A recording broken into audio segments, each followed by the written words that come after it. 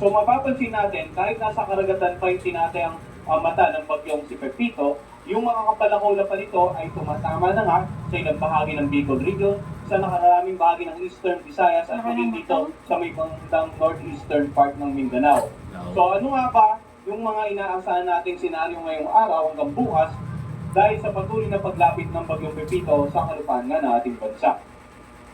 So, tanaw na rin ng ating lawang radar station ang mata ng bagyong Pepito. So, nasa Northern Samar po itong ating radar station na kasama rin po sa mga basehan natin ng lokasyon, lakas at mga posibleng pag-ulan na dala nga ng bagyong Pepito. So, unahin po muna natin yung mga tropical cyclone wind signal na nakatasa sa ilang bahagi ng ating bansa. Mayroon po tayong warning signal number 4 dito sa may bandang Catanduanes at yung northeastern portion ng Camarines Sur. Samantala, warning signal or wind signal number 3 naman dito nga sa may bandang eastern portion ng Camarines Norte, northern at southeastern portion ng Camarines Sur, eastern portion ng Albay, itong northeastern portion ng Sorsogon, dito rin sa may bandang eastern portion ng Northern Samar, dito sa may bandang Eastern Samar. Samantala, wind signal number 2 naman sa mga areas na naka-highlight ng yellow, no? Dito sa southeastern portion ng Sabela, sa lalawigan ng Aurora, sa buong Quezon, sa eastern portion ng Rizal, sa Laguna, sa natitirang bahagi ng Camarines Norte at Camarines Sur, sa natitirang bahagi ng Albay, natitirang bahagi ng Sorsogon, sa Burias at Ticao Island. Ganon din sa may bandang central portion ng Eastern Samar, northern portion ng Samar, at sa rest ng Northern Samar. Samantala, warning signal number 1 naman sa mga lugar na naka-highlight ng light blue. Dito sa mainland Cagayan, sa natitirang bahagi ng Isabela, sa Quirino, Nueva Vizcaya, Apayao, Malinga, Abra, Mountain Province, Ifugao, Benguet, ganon din sa Ilocos Norte at Ilocos Sur, La Union, Pangasinan, Nueva Ecija, wind signal number 1 din dito may bandang Bulacan, Tarlac, Pampanga, Zambales, Bataan, Metro Manila, sa natitirang bahagi ng Rizal, sa may bandang Cavite, Batangas, Marinduque, northern portion ng Oriental Mindoro, sa Romblon, sa natitirang bahagi ng Masbate. Wind signal number 1 din, dito sa natitirang bahagi ng Eastern Samar, dito nga sa may bandang Biliran, northern at central portion ng Leyte, dito rin sa northeastern portion ng Southern Leyte, northernmost portion ng Cebu, kasama ang Bantayan Island, northernmost portion ng Iloilo, at northernmost portion ng Dinagat Island.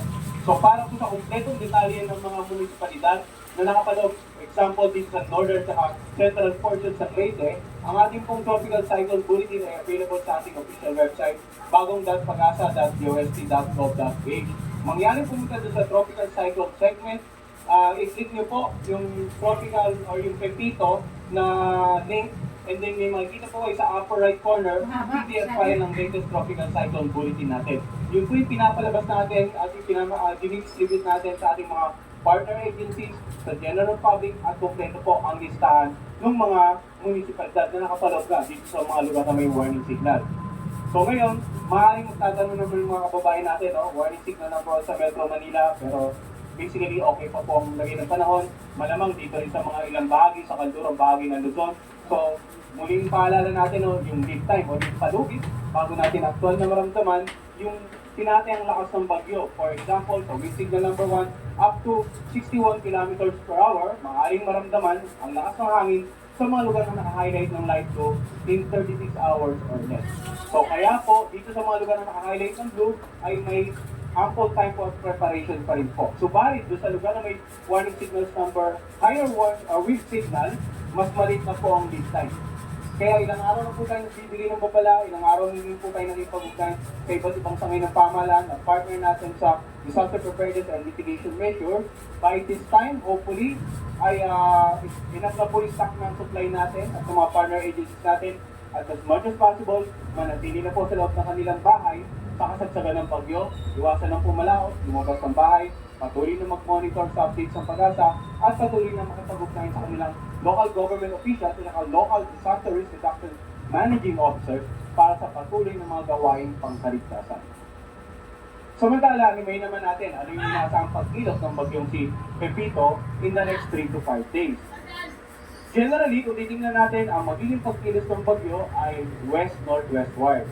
At mapapansin natin, no, bukas ng gabi, or ngayong gabi hanggang possibly bukas ng madaling araw, posibleng mag-landfall ito dito sa may bandang Catanduanes area. Pero balikan natin yung tinatawag nating area of probability, itong parang apa na nakapalubid itong center shock, no? Kung titingnan natin itong area of probability, we're not ruling out the possibility ng landfall scenario dito sa may bandang eastern coast ng Camarines Sur or Albay sa parehong oras. Ibig sabihin, posibleng dito talaga sa Catanduanes, posibleng dito sa Albay or Sorsogon area, or along the eastern coast of Quezon or Aurora, bukas ng hapon. So either way, nagbigay na po tayo ng abiso, yung mga lugar, hindi lamang yung posibleng tamahan ng sentro, no? Kundi lahat ng binanggit natin kanina na may warning signal or wind signal, dapat handa po. Mapapansin natin na after tumama sa may bandang Catanduanes, ikilos ito patungo ng Central Zone at posible bukas ng gabi, no? Or mamayang gabi, ay dahan-dahan itong lalagpas ng kalupaan, or bukas ng gabi, dahan-dahan lalagpas ng kalupaan ng ating bansa, yung sentro nito. Pero, bagamat tinatayang lalagpas na yung sentro, dahil napakalawak po ng radius dito, at this point sigurado may mga epekto pa rin po ito sa nakararaming bahagi ng Luzon. And then yun nga, inaasahan natin posibleng tuloy na itong lumabas ang ating area of responsibility sa darating na Lunes.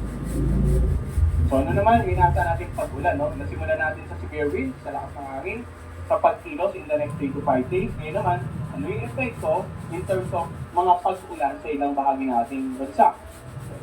So makikita po natin, no, itong naka-highlight ng pula, ito yung inaasahan natin na intense to torrential rain, more than 200 millimeters, no? So, dito sa Catanduanes, Camarines Sur at Camarines Norte, simula ngayong araw ng bukas ng tanghali or umaga, or yung halos sa 14 yung tanghali, no? Ito yung nasa nating posibleng dami ng ulan na bumagsak dito sa mga nabanggit ating lalawigan. Heavy to intense naman po sa mga lugar na naka-highlight ng orange, dito nga sa lalawigan ng Quezon, Albay, Northern Samar at saka Eastern Samar. Samantala, moderate to heavy rains naman dito sa mga areas na naka-highlight ng yellow. Dito po sa may bandang Sorsogon, itong Masbate, itong Piliran, lalawigan ng Samar at itong Leyte. Simula po ngayong araw hanggang bukas. Samantala, bukas ng mga pananghali hanggang sa Lunes ng mga pananghali, yung ulan naman, mapapansin natin yung maraming pag-ulan ay magiging malawakan ng masasakupan dito sa nakararaming bahagi ng Central Luzon. Dahil nga po inaasahan natin yung pagkilos ng bagyo, no? Paglapit, after dito sa may bandang Bicol region, ikilos palapit naman sa Central Luzon area. So, intense to torrential rain sa mga lalawigan ng Benguet, Nueva Vizcaya, Quirino, Pangasinan, Nueva Ecija, Aurora, Rizal, Quezon. Simula po bukas hanggang sa Lunes na halos pananghalian. Samantala, moderate to heavy intense naman po dito sa may bandang orange na areas, dito sa La Union, sa Zambales, Tarlac, Pampanga, Bulacan, Bataan, Metro Manila, Cavite, Laguna, at Camarines Norte. Moderate na heavy naman sa areas na naka-highlight ng dilaw, Camarines Sur, Marinduque, Batangas, Cagayan, Sabela, Kalinga, Mountain Province, Ifugao, Abra, at Ilocos Sur. Ngayon, yun na naman po yung projection natin, no? Dahil inaasahan natin na possible by Monday onwards ay tuluyan ng lalabas nga ng ating area of responsibility bagyo. That is why, 2 araw na lamang po yung may projected significant amount of rains dito nga sa nakararaming bahagi ng Luzon at ilang bahagi ng Visayas. So, i-main naman natin ngayon yung posibleng daluyong o storm surge, yung malalakas na alon na pwede humampas sa mga coastal areas ng mga ilang lugar na either direktang tatawirin ng sentro ng bagyo sa Pepito or masasakupan ng bagyo kapag kilos niya palapit nga na ating bansa hanggang sa pagtawid mo. So, nagpalabas po tayo ng storm surge warning at ito nga, more than 3 meters binasa natin pwedeng pumalo sa mga dalampasigan or coastal areas ng Camarines Norte, ilang bahagi ng Camarines Sur, Catanduanes at ilang bahagi ng lalawigan ng Quezon. Yun ang highlight ng red. Samantala, 2 to 3 meters naman sa mga coastal areas na naka-highlight ng orange.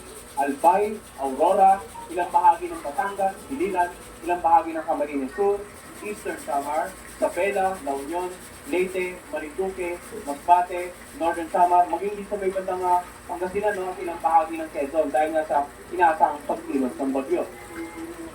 Ganun din sa may bandang ilang bahagi ng Samar at ilang bahagi ng Sorsogon, meron din tayong posibleng storm surge na abot ng hanggang 3 metro. Samantala, dito naman sa mga lugar o coastal areas na naka-highlight ng yellow, ang tinatayang taas ng storm surge mula 1 hanggang 2 meters. Dito nga sa Bataan, ilang bahagi ng Batangas, Bulacan, Cavite, Ilocos Norte at Ilocos Sur, sa La Union, dito rin po sa National Capital Region, particular sa 1st, 4th at 3rd District, sa may bandang Pampanga rin, portion ng Samar, portion ng Sorsogon at Zambales. So ito pong storm surge na to, mapapansin nyo, confined po sa mga coastal areas, no? Binabanggit lang natin yung malalawigan dito, pero titingnan natin yung mapa para ma-identify natin ano yung coastal areas. At meron din po tayong available na listahan ng mga munisipalidad. Ayon sa tinatayaan nating storm surge warning, available din po sa ating website dito, bagong.pagasa.ust.gov.ph para sa kompletong listahan po.